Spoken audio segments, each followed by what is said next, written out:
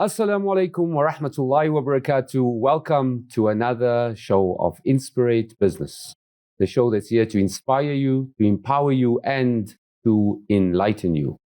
And today, on our very red hot couch, we call it, we have a very first for the Inspirate Business show. We have our first female woman that is an impactful influencer. Welcome to the Inspirate Business Show. Assalamu alaikum to Khadija Mohamed, better known as Katie Mohamed in the business circles. Welcome to the Inspirate Business Show. Wa alaikum salam, and thank you so much for having me. It's always great to be the first ever. So big ups to all of you to having women as part of your conversations on the couch.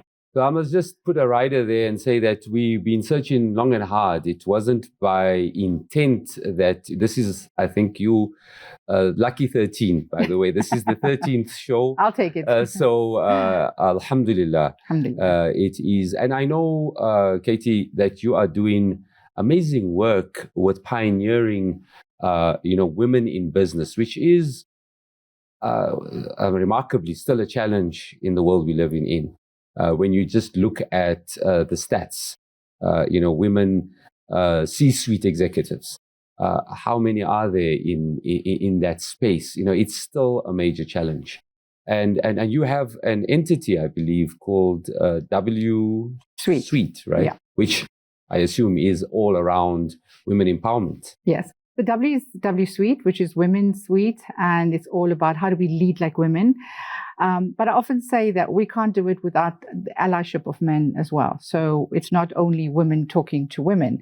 We equally have male allies within our community, within our group, to ensure that that the agenda that we drive is an impactful agenda. I mean, like you said, equality is, there are stats that say it's going to take 175 years for women to have equal pay. So we're going to need 175 million more initiatives to drive for us to actually have a voice and have a seat at the table. So it has been very important for us to come up with initiatives where we give women that are advocates for these initiatives to share their wisdom, their expertise, their knowledge, and we often say we talk about having a seat at the table and how can you leverage off our table, or what do you bring to our table as well. So the platform is really about how do we co-create a culture of leadership that is influential, empowering, and impactful within all our sectors. And that's powerful. You also come from, and I mean, this is what you stand for as your organization, which you've created, I think, 10 years ago, Brand Fusion Foundation. You come from a strong marketing and communications background. Yes. So where did it all start? So I come from the broadcaster, which I spent most of my years. The SABC. The SABC, yeah. And working at the SABC, no amount of academic institution would actually give you the expertise that you learn from a broadcaster. And I must say, I was there for 16 years. I worked in radio, worked in television, various departments. And about 10 years ago, I decided, well, where to from here? And it's really about how do I become an entrepreneur? How do I be a voice of change?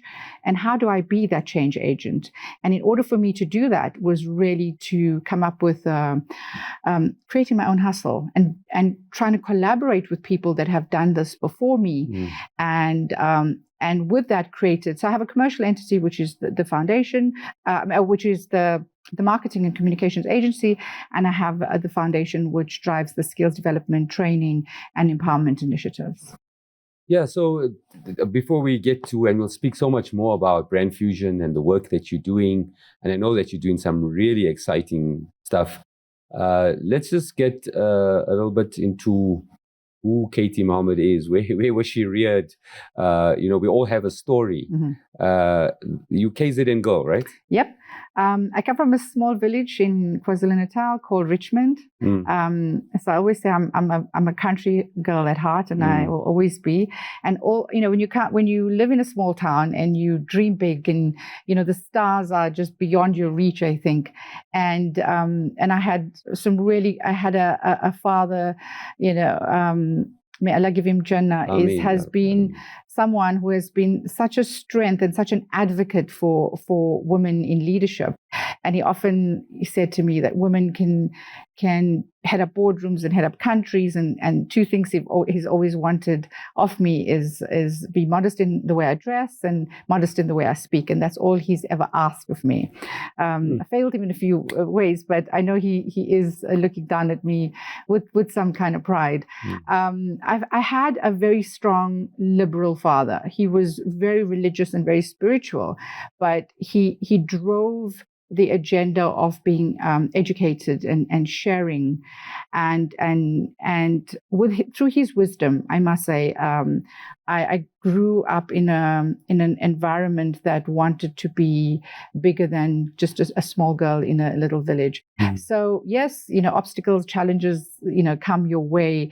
You roll with the punches, as they say it is, and I made that decision to leave Richmond, and whatever comes my way will come my way. So I think a lot of it comes from humble beginnings. And when you have humble beginnings, you are so motivated. You want to be better and do better. And I'm very proud of that.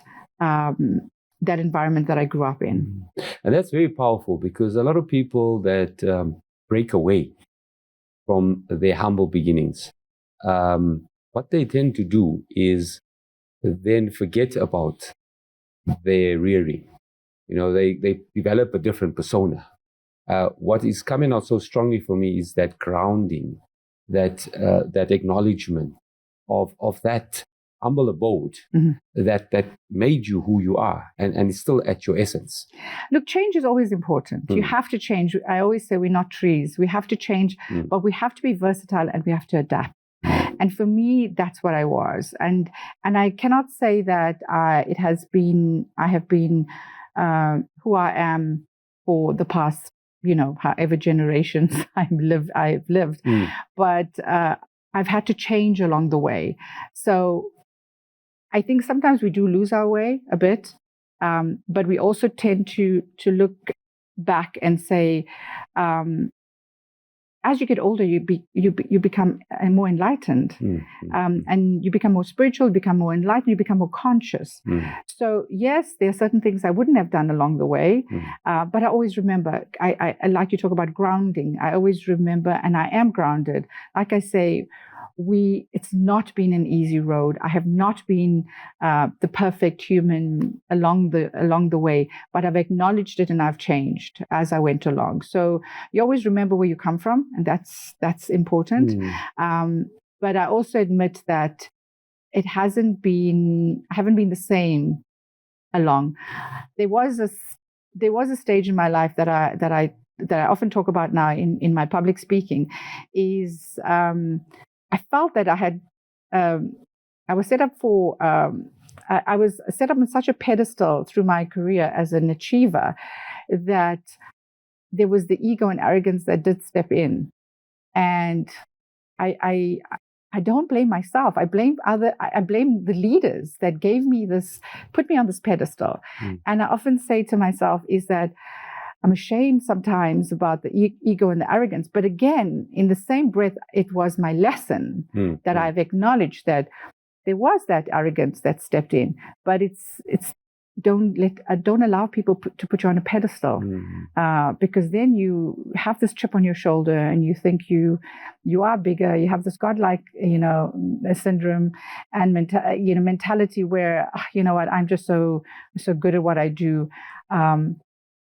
But that is when you don't have great mentors. When you have mentors, they bring you down, bring you back to reality, and they show you where you are wrong.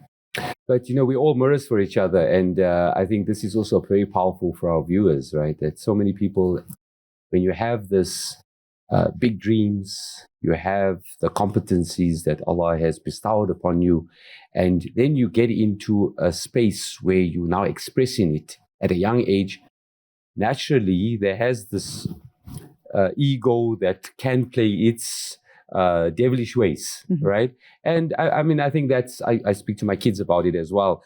I think that we've all been through that journey. Most importantly, though, is that you've acknowledged that being an Achilles heel at some stage, and that transformation, because on the other side of it is this beautiful spirit and this connection to Allah, and then you do it in such a different way, which you are doing now. And we'd like to actually explore a lot more around where you now expressing these talents for so many. And I see this in your entity with the foundation. I'd like to understand a little bit more about that, with all the skills development, and especially in a country which requires such a lot of skills development. And then, of course, then the W Suite initiative with, sadly, with the world we're living in, I think in many ways regressing with this aspect of women's empowerment. Yet, ironically, on this Islamic platform, our Prophet ﷺ was the advocate, for women's empowerment and women's role in society.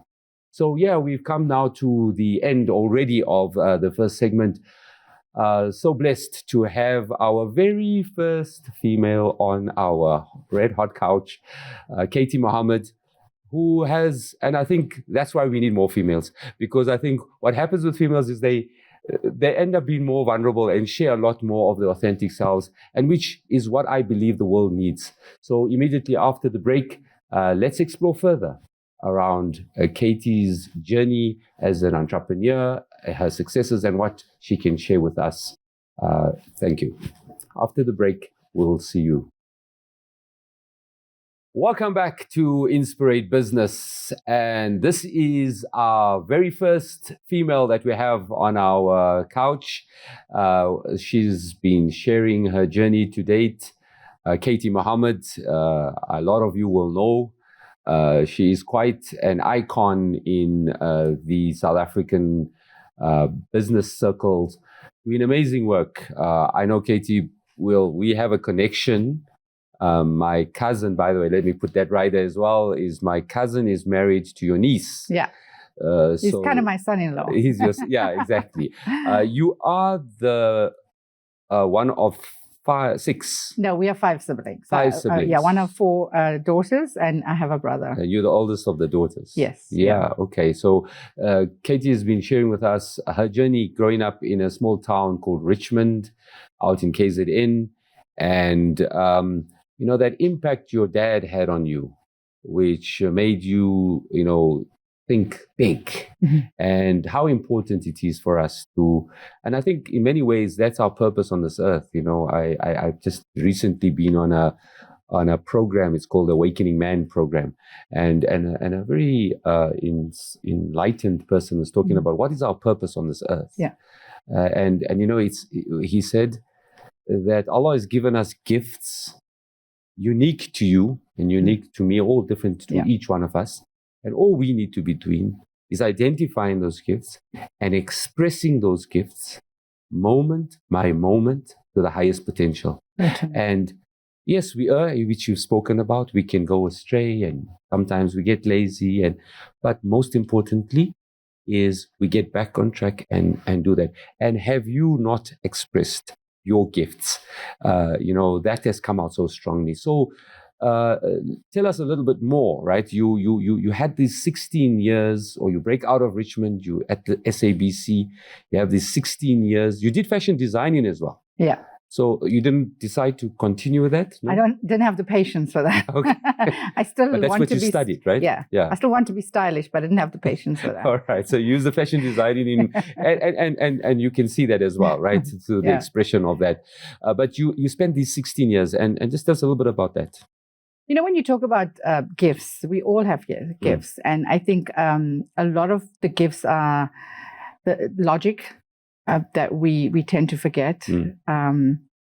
that we need to identify, and the magic that we have. And our gifts, a lot of us are born with, but we find along the way. And I think through our gifts, we are able to find our purpose. And for me, I often say as well that in order for us to have these, to acknowledge our gifts, is that we have to have wisdom teachers. And I often talk about my dad, and my mom also, thinks I talk too much about my dad. But I think my dad has been my twin spirit. He often said to me that wisdom is not about knowing everything. Wisdom is about taking responsibility of what you know and the feelings that come with these responsibility. So it's not really. So for me, it's about the wisdom that you pick up from everybody. And I often say, one of my chapters in my book that we'll talk about is about wisdom teachers. Your wisdom teachers could be your security guard that you meet with every single day when you drive in and out of your house. Your wisdom teachers could come through educators, your friends, your parents. It doesn't have to be somebody that has written 5 books and that you're like, oh, I've learned such wisdom. And I think for us, those are the gifts that we need to identify, is when you have wisdom teachers, you go through life enlightened, you go through life conscious, and they see some things that you might not have seen. And then all of a sudden you become, you sound so wise but you've learned it from someone. And I think that is so important when you talk about these gifts that we have. Confidence is not something you're born with.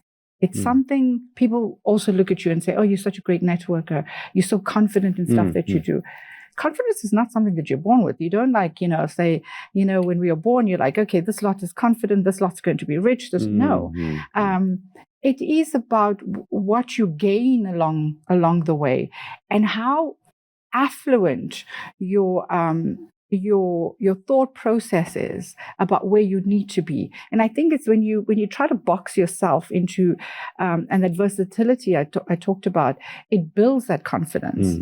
And that's why through skills development and training is we try to empower and impart the youth of today, is that you don't wait to have confidence when you're 40. Have confidence within yourself. And if you can't find it, find people that can help you find that confidence in you. And remember, a lot of the times you know more about yourself than other people do. When you walk into a room, when you walk into a room and you want people to be to know you, to be confident, you might be, your heart might be palpitating inside, but nobody can see you. But I want to ask you about that, right? Because this is something that I think many people grapple with. Yeah. When you have identified these gifts and then you exude the confidence. And I was just off line saying that you can come across, and you said it out of your own, that it can be intimidating to others. So what many people then do is then they dim their glow. Yeah. Right? They dim that light because want to fit in to the detriment of themselves, actually.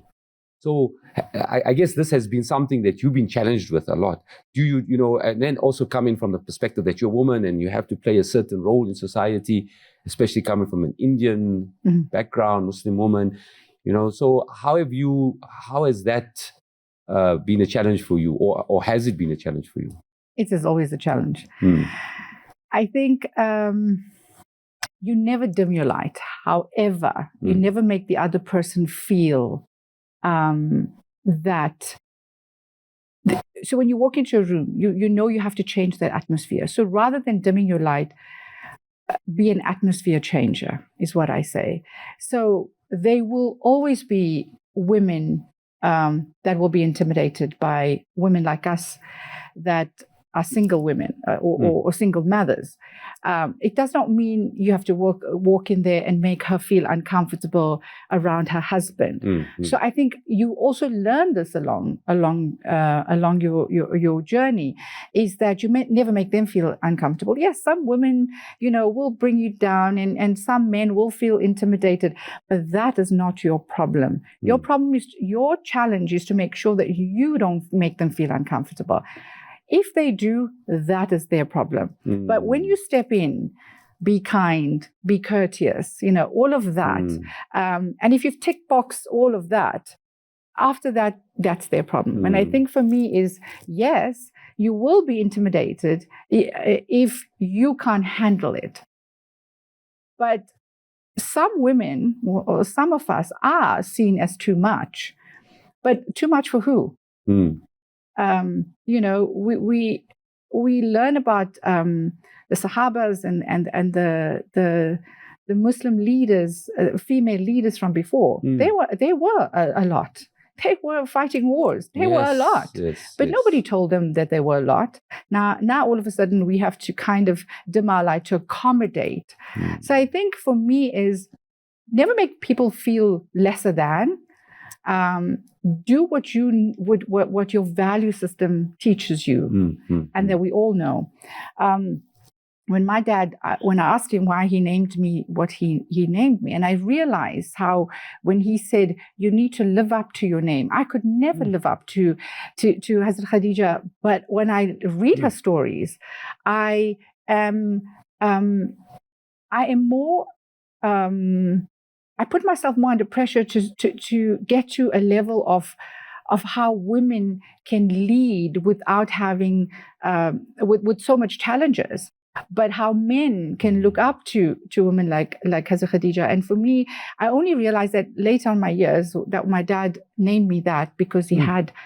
And when a name like Khadija is born before her time, which aptly means that you got to foresee things that are happening. So, and I realized that when we also name, we have to understand what our identity is, and that our names have a lot of, you can call it burden or responsibility, one or the other. It's either a burden or it's a responsibility. And so that's I mean, I never thought of that. Actually, when you were speaking about women's empowerment and so on, Hazrat Khadija came to mind. And then obviously knowing you as Katie, I never associated that. But I mean, that's the wisdom of your dad, right? And a big responsibility. But such a beautiful, I mean, we have this in our history. And Allah in His infinite wisdom, chose Hazrat Khadija as the partner for our beloved Prophet ﷺ. And why? This was a successful businesswoman. And you have these big shoes to fill, right? And you're doing that, right? But as you said, there's paradigms that needs to be broken. And I think these are more cultural than they are religious paradigms, without a doubt. Sadly. Right? And it's not only to the Indian culture, it is cultural from various cultures. In the African culture, it's a similar thing. And even in the Anglo-Saxon culture, I mean, years and years of this patriarchy. And yet we have the blueprint in Islam, which gives women such a beautiful right.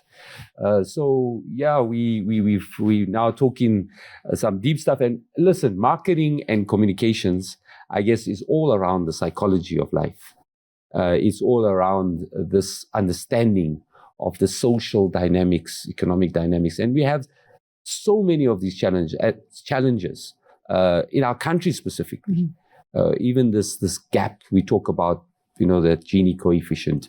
And what are you doing in terms of your organization to change that through the skills development?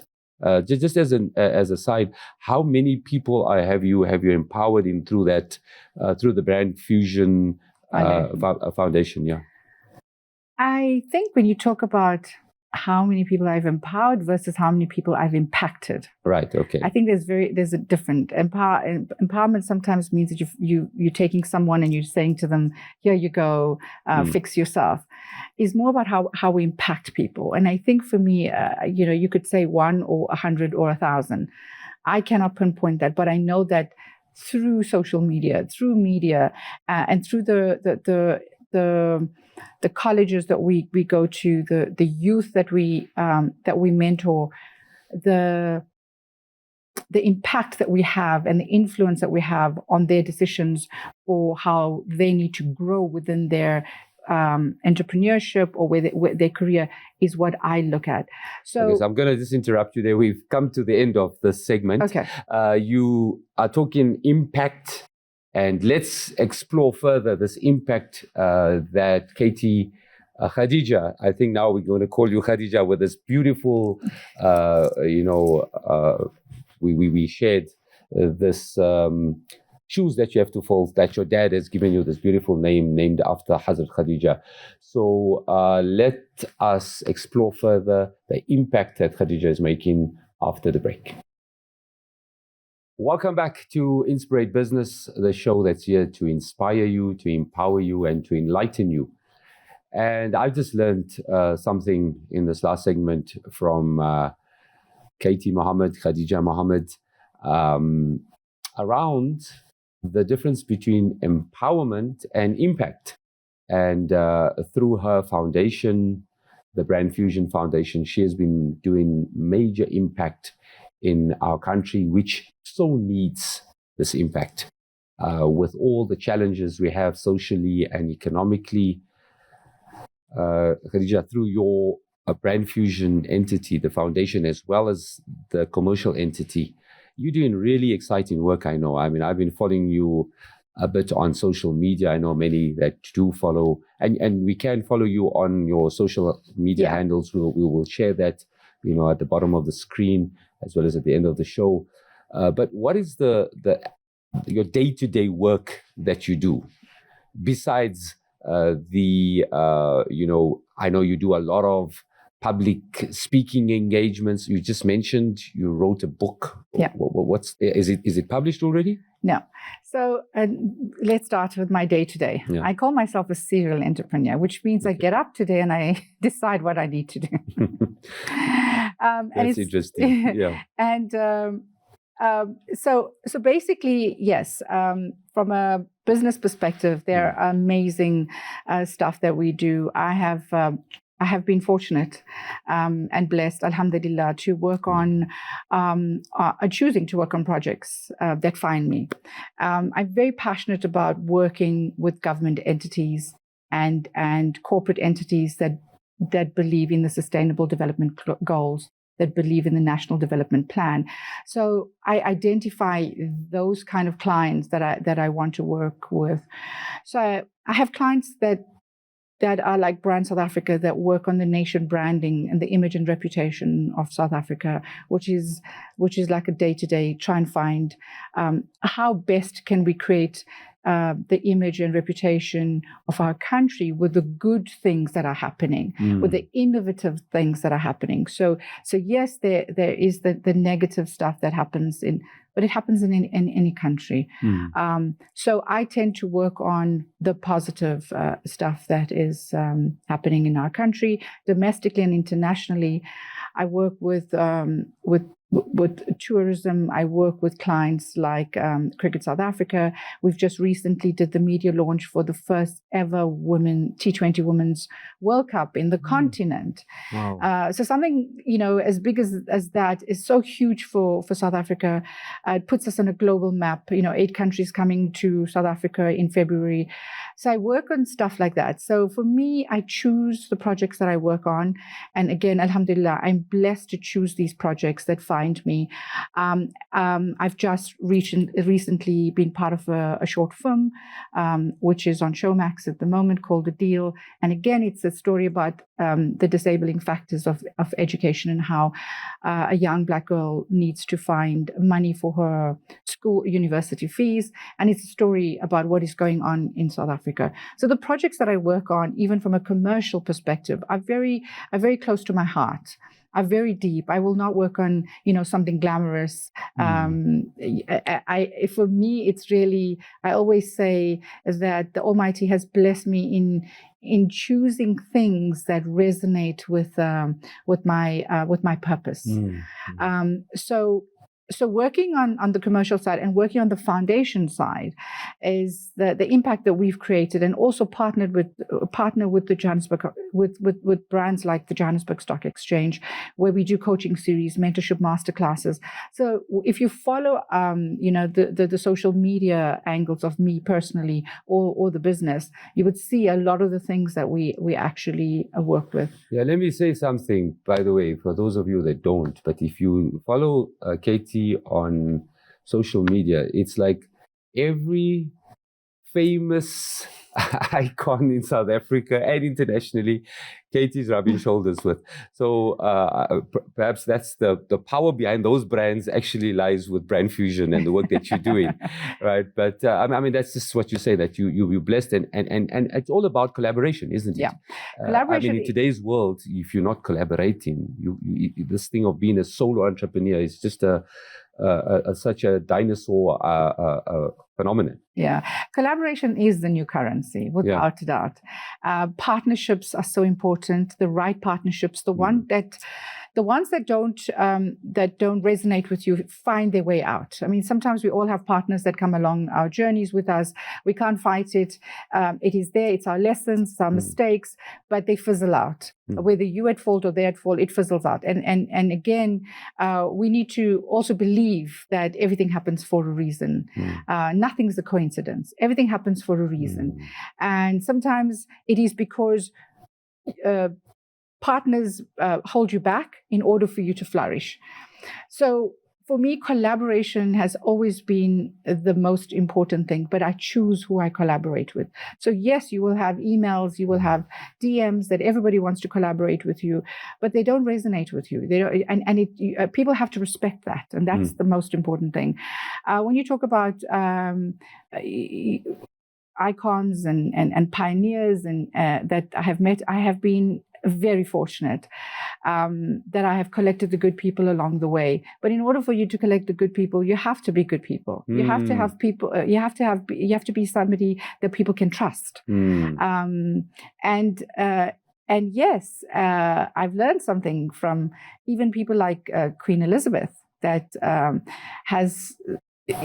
People love her, hate her, but I've learned from someone like Queen Elizabeth that if you are not seen, how do you expect people to believe who you are? So if I'm on social media and I'm posting, and if I have a book that's just been published about names that I used, people will only believe me if they have seen that I've been with these people. So I think it is important. The projects that I work on, the associations that I have, give me the opportunity to meet the most amazing people, pioneers, icons, over the years. And for me, I must say that it is how you position yourself from a brand perspective, working within a marketing perspective. We talk about brands as clients, but we ourselves are brands. Of course. And we need to position ourselves. We need to develop ourselves as a brand. Whether you're a doctor, whether you're a receptionist, the one thing is, the first thing people do is go onto their social media, go onto your website, go onto your social media, and then they're like, oh, this is who they are. I was with a group of female ambassadors to South Africa last week as well, and I didn't even know that there are probably about 20 female ambassadors in to South Africa. And I went home, and by the end of that day, I've seen that they all viewed my LinkedIn already. So yes, we had a conversation, we met each other, but they would go onto your personal profile or your public profile and see, are you who you talk about? And for me, that is why it's so important for us to build our brand. I know people say, oh, you know what, I don't really like to be on social media, but then you don't have to if you don't want to build your brand. But building your brand is equally important than even the commercial entities. And that is how you get your business, is people know and trust you as a brand. And I mean, that comes out so strongly. That's where you as a marketing expert And I think by now you should have those 10,000 hours. So I can call you that expert. Malcolm Gladwell talks about that. When you have the 10,000 hours, then you can be regarded as the expert. So, I mean, you've lived this, right? Time at the SABC as well. It was all about marketing.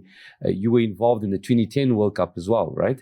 And I mean, if you take that and now bring in all that experience into now, I didn't even know, can you believe it? And I think this is where you're going to have to do this great work in terms of marketing, that we're going to be hosting the T20 Women's World Cup in South Africa in, you said, February. Yeah.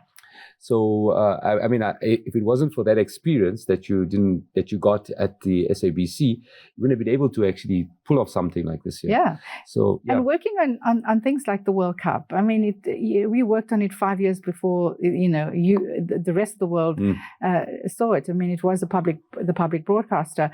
I worked on things maybe 16 years ago, the first ever world live heart transplant in the country, in the world. Live heart transplant, and I was part of that. So when yes, I have put in my over 10,000 hours of being in the marketing and comm space. The one thing I go back to is the most important book that has also been part of my defining who I am is Dale Carnegie's How to Win Friends and Influence People. And I keep going back to that. And this morning I got up saying, I've got to read that book again, because that has been one of the most important thing. When people say, oh, you make networking so easy, or you make, your social media look so, I had a doctor friend that sent me a message this morning. You have such a cool job, and I'm like, I make it look cool. It might not, I make it look cool. It is a hustle. I make it look cool. But again, just, you get up and you're like, oh, what do I have to do to be better, to do better and be better?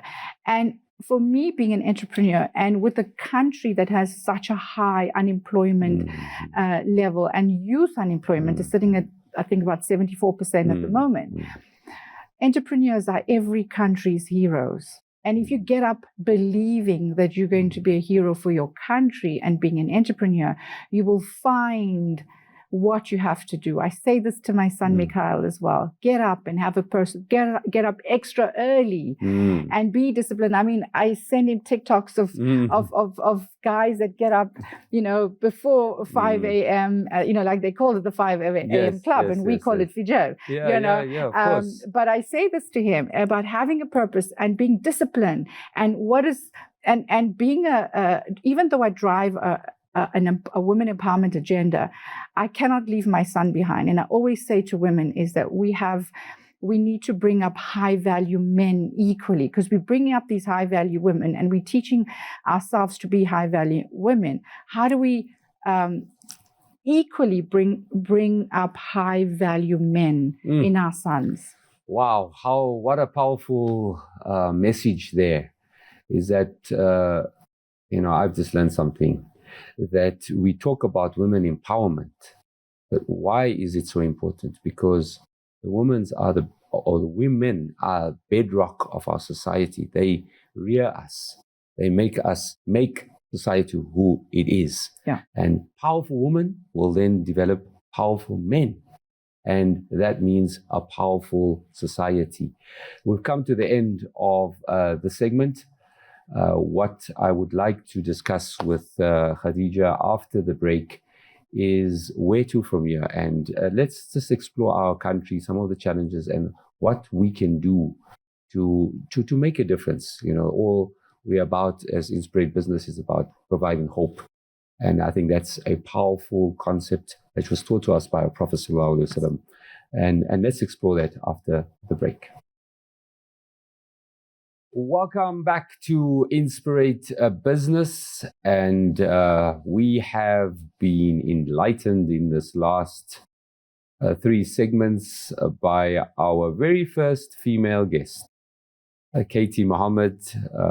Khadija is what her father gave her the name in honor of Hazrat Khadija. And she has, out of her own admission, said she has big shoes to fill. and has tried her best to fill those shoes. And I know, Khadija, you're doing great work in terms of that.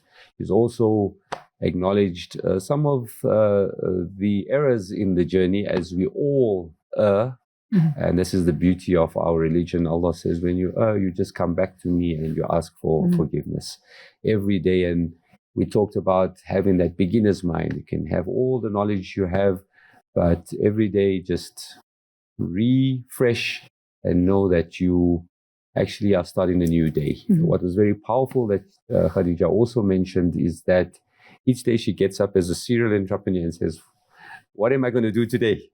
A little bit counterintuitive to what people say, where you must be planning and controlling, and I guess that's the man's world. And Khadija being this voice and exudes this philosophy of women empowerment, which has also some negatives to it.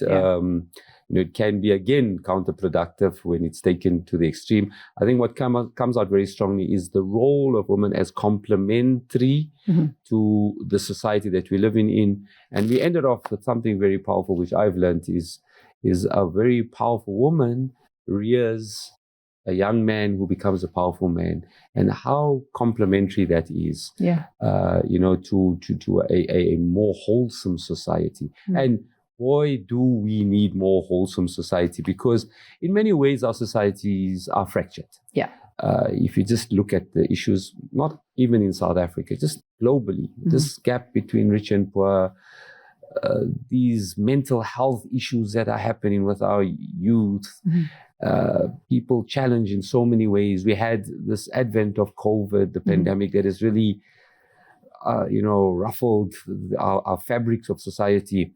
So in terms of that, I think just as parting in terms of what you're doing and in terms of the impact that you're making, how do we deal with all of these challenges and what can we do differently?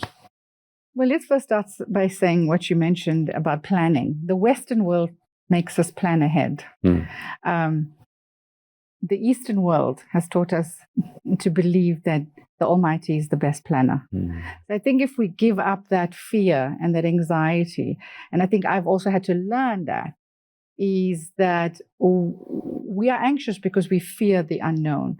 But if we submit to know that there are things that we have to do to get us there, like I know Kerry Washington once said, is that we all have to chase a bus. We all have to get on a bus.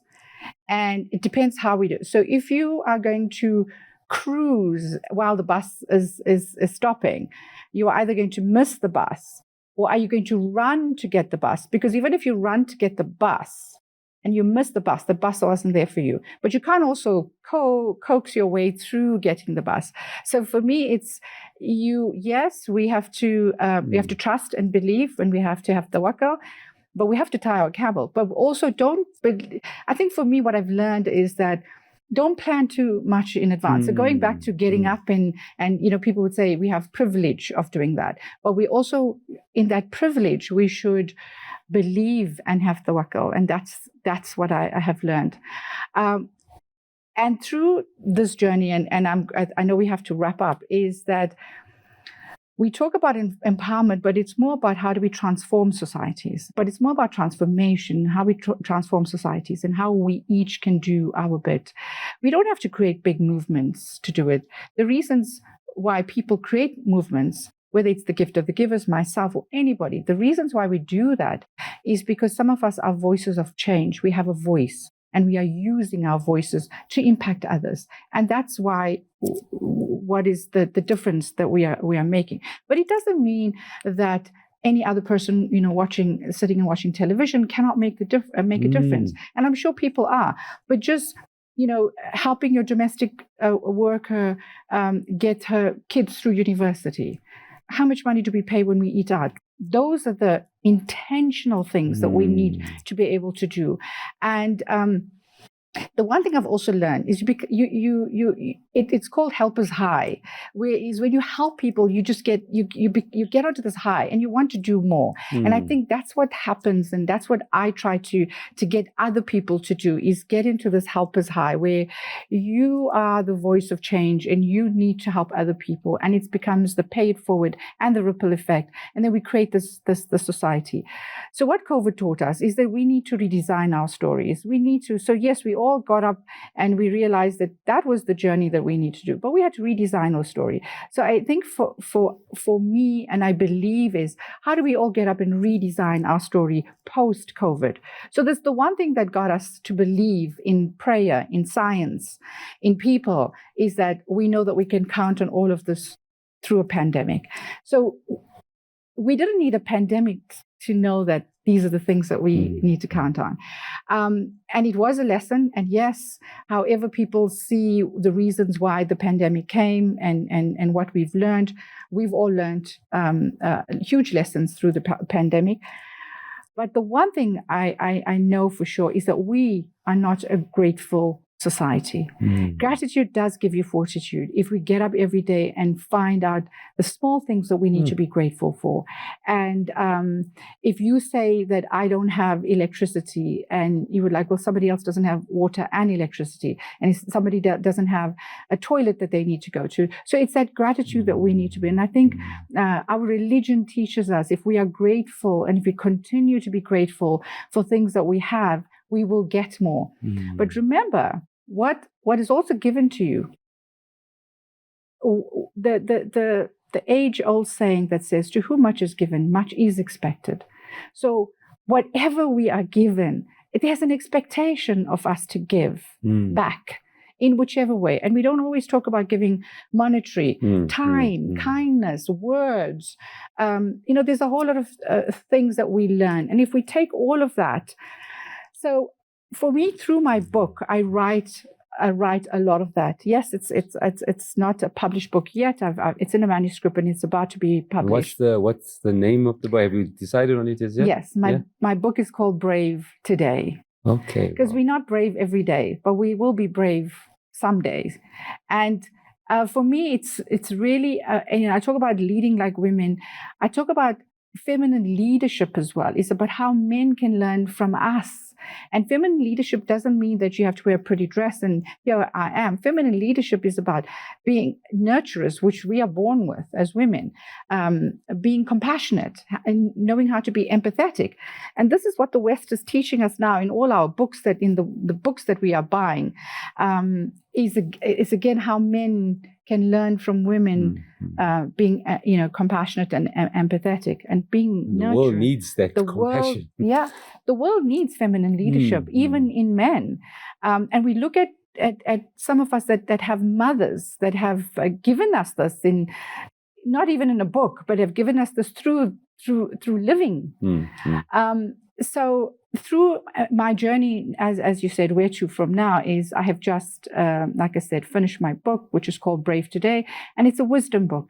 It would be anyone that reads it that would say, I talk about identity, about how do we discover identity. I talk about a brown girl in a society like South Africa coming from apartheid, and how the name changed from Khadija to Katie just because I needed to fit into a Western world. And we don't realize that's what we do, and that's why even now I correct people. The one thing I like about going to the Middle East is because they pronounce my name efficiently and properly.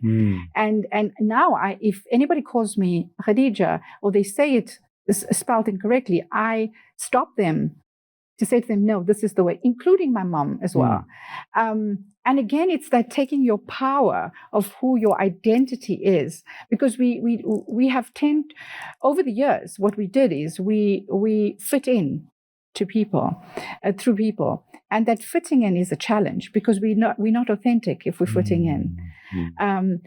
Being authentic means that we have to have the audacity for being who you are, according to a value system as well. Not, this is who I am, take me as I am, according to the value system, which is what our religion teaches us. And I think that is very important. Having intent intention is the single most important thing. We always say, oh, but that one. No, that person had intention, and that is why. So intent is when you get up and you have an intention for the day, intention for people around you. That is, so for me, my message is always live with authenticity, live with intention, and live with purpose. But what is your purpose? Your purpose is you find your purpose. Today, your purpose could be, I'm going to help 2 people. But tomorrow, your purpose is going to be, I need to help myself. Because self-care is extremely important as well for us as entrepreneurs. You can't fill your own cup. How can you share it with others? Exactly. So, yeah, we've come close to the end of this show. I must say something. I must admit something to you. I've had this, I think we said you're the 13th guest on the show, the first female. Yay for that. Yes, yay. And I'm an advocate. we encourage many others to come on. Yes. And I know you'll be sharing, many others that will be watching the show would also want to come on. But I must say something. There's been some intriguing conversations we've had on this couch to date. But I think I've never had more than maybe 1 or 2 hair-raising moments. I've had a lot of hair-raising moments on this on this last hour, just with some of the wisdom that you've shared and this authenticity that comes out so strongly, and many lessons. Because also we tend to judge a book by its cover, and we see this persona, and we see all the glamour on social media. And you can then formulate your own opinions, sometimes with the shaitan playing a role in forming that. And here we've shared I knew you very fleetingly, but now get to understand the depths. And I hope as the viewer, you have just been mesmerized as I have and inspired by this last hour with Katie sharing her authentic self, and I think that comes out so strongly, and this very strong Islamic ethos that's at its core, yet doing such great work in the world we live in, and also acknowledging that it is not been easy. You have to be accepted, yet at the same time, you still have that strong foundation. So I think many lessons for all of us as we grapple through our own journeys, or grapple with our own journeys, traversing this quite complex world we live in. It is. They say, never judge a book by its cover. That's entertainment. The cover's entertainment, but the chapters are education. Yeah. So read the book. Read the book. So never judge a book by its cover, but get to know people. I think when you get to know people, you change your mindset, and then you stop judging. Our society, especially the Muslim society, we are so extremely judgmental of each other, and it pains me to see how we hurt each other by just judging each other, because that is pain, and you are hurting the Almighty's creation. Because He is created us. So, Katie, just to end off, if people want to get hold of you, if you want to get hold of me, Katie Mohamed on Instagram, Katie_Mohamed on Instagram, on LinkedIn, I am Katie Mohamed, on Facebook, and Katie Mohamed, and just DM me if you need any kind of inspiration or motivation.